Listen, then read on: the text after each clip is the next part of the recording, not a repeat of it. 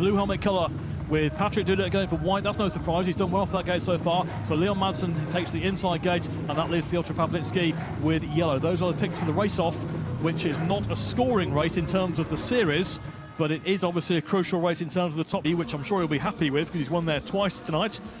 Leon Madsen went for the inside, and Pawlicki was left with the outside. What do you make of that? I think it's, wow. It's hard one to call, isn't it? Yeah, it is. The stats don't say that's the best place to be, does it? It just means that he's obviously feeling comfortable about that that starting position. But I think this is pretty wide open. Pace in the decider, and that cost him all chance of catching up.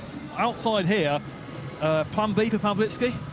I would say, but it just, I'm studying it again now, looking at it. When Specktaler had first choice, which rider does he want on the outside was your question. I don't really know, but Leon Madsen being on the inside of you is got to be the one that's going to dictate what's going to go on in that first corner. Specktaler is going to have eyes wide open, and he's going to have to probably make sure he takes care of Dudek and moves him a little bit wide to have some good options. Going to be an interesting first corner for sure. So a reminder of the system that it's the top two here to the final to join our qualifiers already, Mickelson and Janis Kawadze. The points from this race do not count towards the overall standings, because of course this is an extra ride for these to try and make it into the final. So these points do not count, but the race is crucial. The top two go through to the final. Leon Madsen inside, Bartosz Specktaler gate 2, Patrick Dudek gate 3, and Piotr Pawlicki off the outside. The semi-final here in Rybnik. We need 2 more for the grand final. The green light is on, they go away, and Madsen's made the start there from the inside. Good start too by Specktaler. That squeezed out Patrick Dudek, and now can Dudek turn back on Specktaler? Lots of pace there. 3 abreast as Madsen, Specktaler, and Dudek going down. No! And he's clipped heavily by Pawlicki, and the race will obviously be stopped. Pawlicki going there into the bike of Bartosz Specktaler up on the third bend, and that was nasty. 3 abreast going in. It was a really tight corner. Specktaler went down, and Pawlicki clobbered the bike of Specktaler, and whether there was some contact with Specktaler as well, I don't know, because they're both on the track. I think Bartosz is just about okay, fingers crossed. He's just collecting himself. The concern will of course be over Pawlicki, who the last thing he would have wanted was a crash.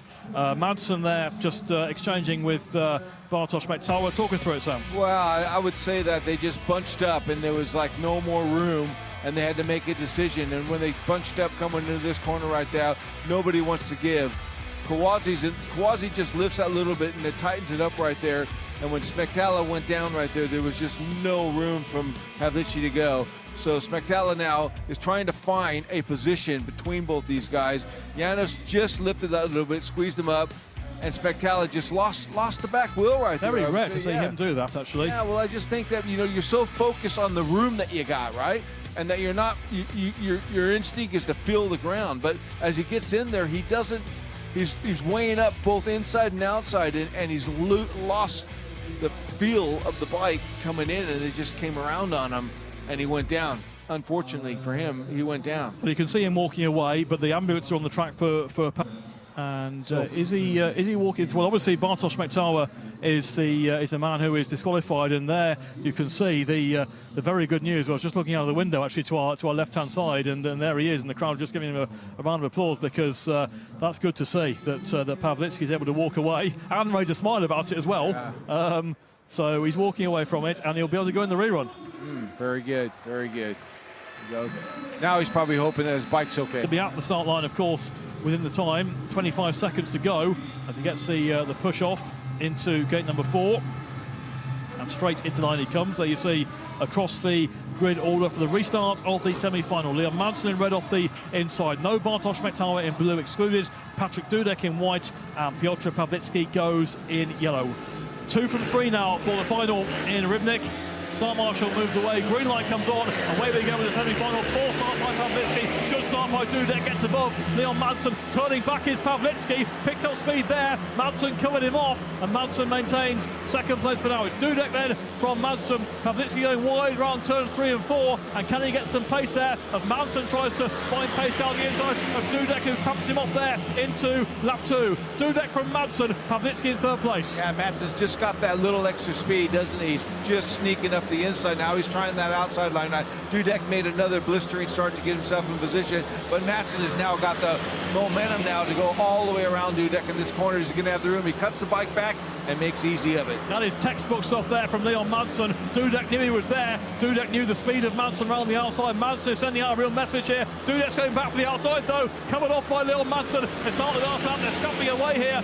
They're going to go through into the final, but of course the gate pick is on this as well. Third or fourth gate pick, and Leon Madsen has got himself in front of Patrick Dudek. Pawlicki is going out, and here are the two finalists from the semi-final. Leon Madsen over Patrick Dudek, with Piotr Pawlicki in third place. Madsen is sending out a statement here, because after those two bad rides to open up with, he's now won his next four, and he's just been riding past people. He's been going round the outside of most people. That time he made it round the outside effectively, because it then put Dudek out of position and enabled Madsen to finished in third place in that one. Madsen, Dudek, Pawlicki confirmed as the result of the race. Leon Madsen goes through to his 16th final in the Speedway Euro Championship. That is a record two clear of Nicky Pedersen. It's his 6th consecutive final, and incredibly, it's his 15th final in his last 16 Speedway Euro Championship rounds. That's a top stat there. He did miss one, because it's actually 15 from 17 in terms of events, because he missed a round at Voyens. But in terms of the events, he's ridden in 15 finals out of 16. What a record. I think that's why spikes. So he's able to go out there and just let the bike do the work as long as he puts it in the right place. Mickelson with first gate pick here for the final in Rybnik, and he's going for gate 3. White helmet colour for Mickelson. Janis Kawadze goes off gate 2 in blue, and that will leave Leon Madsen. He's going to go for the inside, I would say so. Or 4. Being encouraged to take gate 4 by Kawadze, and probably by Dudek as well, I think.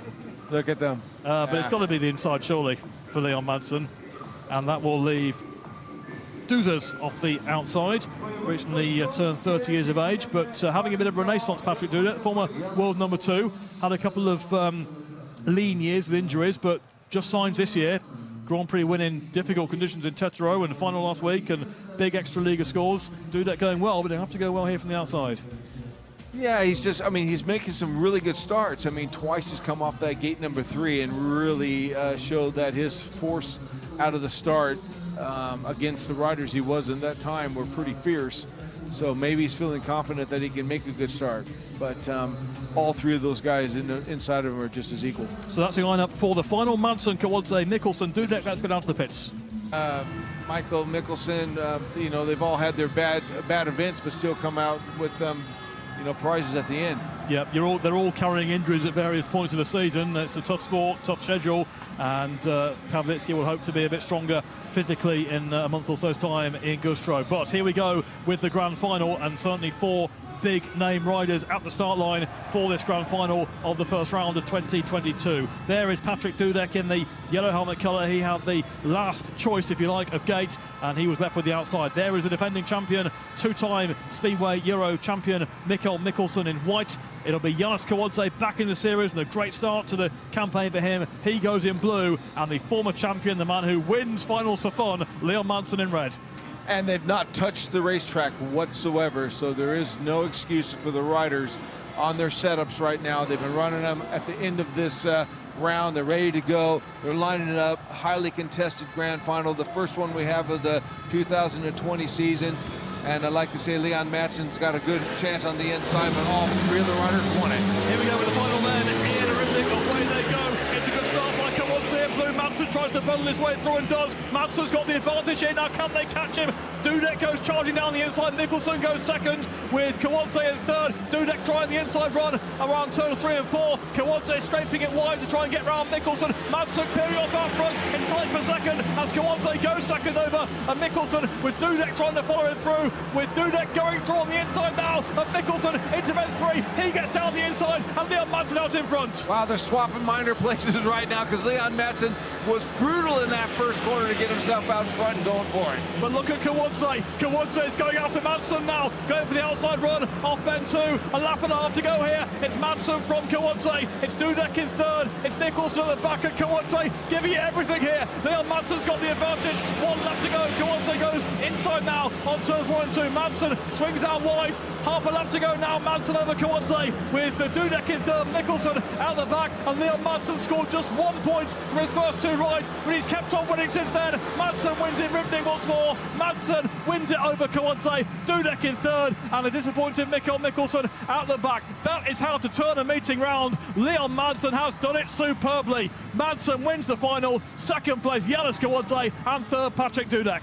You're never surprised when Leon Madsen does something like that, are you really? That's what he's been doing ever since we've been watching him here in the Speedway European Championship position, in a last chance or in the final, and somehow or another he pulls out and scores the big points. 9th Speedway Euro Championship final victory there for Leon Madsen. Second place for Janis Kawadze.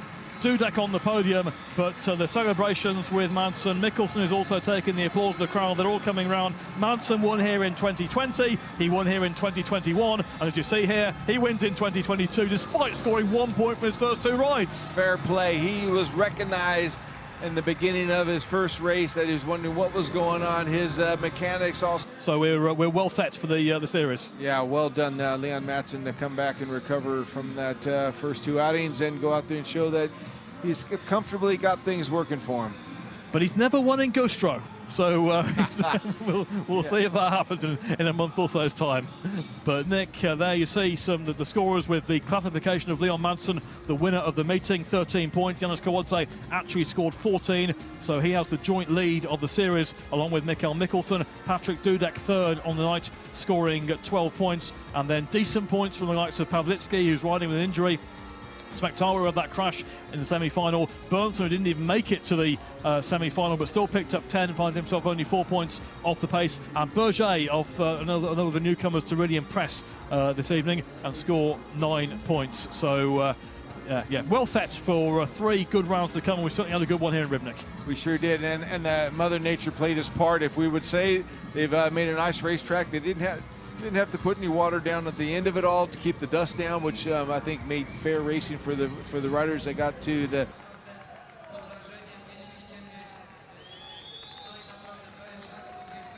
Crowd just hearing and reacting. So we'll see the top 3 on the Victors Parade very shortly. It was Casper Marino who was actually talking to he's now changed, but was talking to the crowd whilst they were awaiting the podium. How quiet did they go? Well, they went. That shows you the direction he's got here. Yeah, absolutely. Because you could have heard a pin drop whilst that interview was taking place in the stadium. But there is what they're all fighting for this year, the Tyrol Speedway Euro Championship Trophy. That will be presented in the Czech Republic in late September. And there are 3 of the men who will feel they've got a chance of winning it. And there's a 4th also on the infield, Mickelson. Yeah, you got to give credit for Mickelson to be able to pick himself back up with his injury as well and come here and be here, because it was a tough battle. He's only had 2 events since he had that carnage in Denmark. Well, he had carnage with Anders Thompson, who was concussed and then came back and won the Grand Prix last week in Gorge. Anymore, you got to have these things full chat and be very strong to handle them. So is it almost when you don't go full chat that actually you get yourself in more trouble? Well, the commitment right now, I find, is when you dump that clutch, you got to keep this thing right on the top end revs the whole way. You roll off just that little bit, and the bike dwells and pulls you wide and gets you in trouble. That's why the tracks can be a little bit slicker and they can be a little bit kinder to the riders. If there's too much dirt, it does pull them around a bit. Well, here's Patrick Dudek on the rostrum in 3rd place. I think he'll be pretty happy with his night's work, very much involved in the action all the way through, and solid points on the board, 12 points from the first round. He's a big force now. I mean, I know he was number 2 in the world before, but I think he's, again, like Janis Kawadze, getting to be solid, isn't he? He's scoring points, and he's a threat every time he's in a race, no matter who's in it. Yeah, I mean, he was 2nd in the world when he was 24, 25 years of age, but now he's 30. It's almost like a second renaissance, if you like.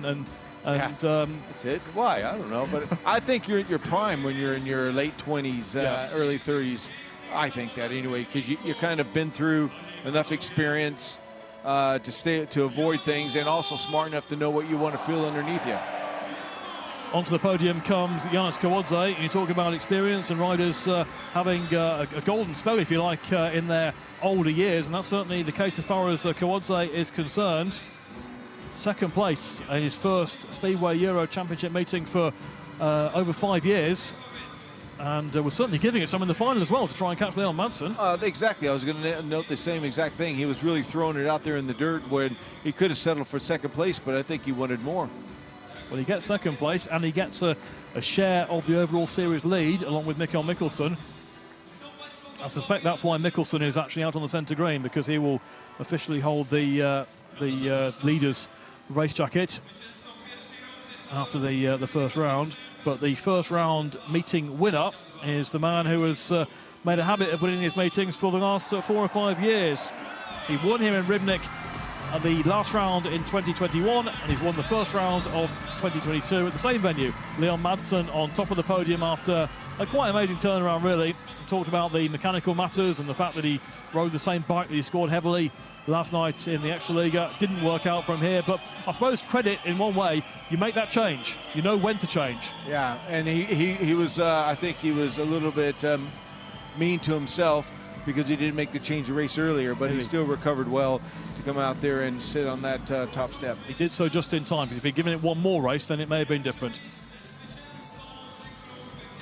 What a show this this whole organization's put on. I mean, I don't think they've missed a beat in any one way.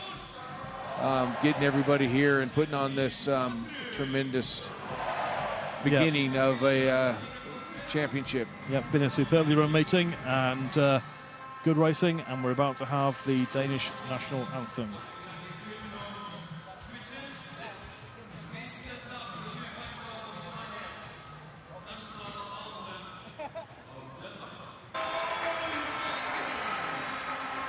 Leon Madsen, Janis Kawadze and Patrick Dudek on the rostrum in Rybnik at the end of a really entertaining first round of the Speedway Euro Championship for 2022, and celebrations are going to take place very shortly. They've had the trophy presentations. The right guy standing at the top when you look at the stats coming into this event. I mean, he's currently number 2 in the Speedway Grand Prix series, and coming in here, this is the next best competition when it comes to the European standards, and he is sitting pretty, and it's nice to see the defending Mickelson standing up there with the top points. Yeah, Mickelson on 14, joint leader with Kawadze, but Mickelson has it on the basis of his position last year, although bearing in mind that if they were level after round 4, then there would be a runoff, and we did see that a few years ago for the title. In fact, he won it in a runoff, but officially the leader. So it's a good night's work for Mickelson. I just think he'd be a bit disappointed at the very end, especially the way he went to the back in the final, but not a great disaster for him.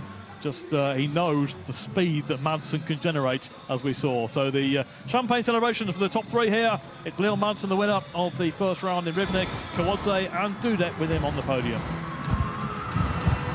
How quick did Mickelson leave that podium thing right there with the champagne came out? There's no champagne to I'm out of here, man. I'm off. So, yes. But the top 3 enjoying themselves, and a good night's work all round. And certainly a successful event here in Rybnik for the Speedway Euro Championship. As I mentioned, back to relative normality this season, and we head to Güstrow on the 6th of August for round 2, and then rounds in September at Łódź, which is a new venue, and part of it's a new venue for this series as well. So an interesting calendar to come, and here we have the first 3 on the podium for the final selfie photographs, etc. The confirmation that Mickelson and Janis Kawadze are the series leaders. Mickelson officially the leader, but 14 points apiece. Leon Madsen with 13, Patrick Dudek with 12, Bartosz Mettauer with 11, Pawlicki and Bernson with 10, and Berger has done well with 9. And so we leave round 1, Sam, with lots of people still feeling they're very much in with a chance. Yeah, absolutely, and there's some names behind them that will actually come into the next event, because we know Güstrow, you can never really plan or predict who's going to win that one. No, that can be an unpredictable one, yeah. Yeah, so that'll be a bit of a leveler for these guys, but Yeah, it was a super good event here tonight. Yep, really enjoyable meeting. Sam, your final thoughts on it? I mean, it's great to be back here